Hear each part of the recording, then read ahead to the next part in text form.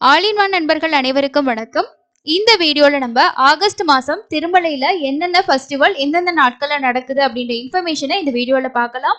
August 1ஆம் தேதி பௌர்ணமி கருட சேவை, ஆகஸ்ட் 12ஆம் தேதி மாதத்ரய ஏகாதசி, ஆகஸ்ட் 15ஆம் தேதி இந்தியாவோட சுதந்திர தினம், அது கூடவே சக்கரத்தாழ்வார் வருஷ திருநக்ஷத்திரமும் உங்களுக்கு வருது. ஆகஸ்ட் 21ஆம் தேதி கருட பஞ்சமி, திருமலையோட ஸ்ரீவாரி கருட சேவை, ஆகஸ்ட் 22ஆம் தேதி கல்கி ஜெயந்தி, ஆகஸ்ட் 25ஆம் தேதி தரிகொண்டா வெங்கமாம்பா வர்தந்தி, அது கூடவே வரலட்சுமி விரதமும். ஆகஸ்ட் 26ஆம் தேதி பவித்ரோற்சவத்துக்கான அங்குரார்ப்பணம் நடக்குது.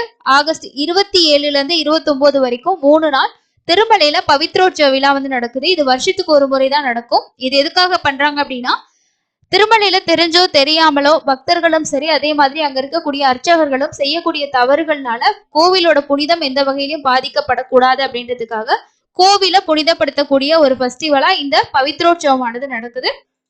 இதுக்கான டிக்கெட்ஸ் ஆல்ரெடி ரிலீஸ் பண்ணிட்டாங்க. ஆகஸ்ட் 30ஆம் தேதி மகாமுனி ஜெயந்தியும் சர்வண பௌர்ணமியும் உங்களுக்கு இருக்கு.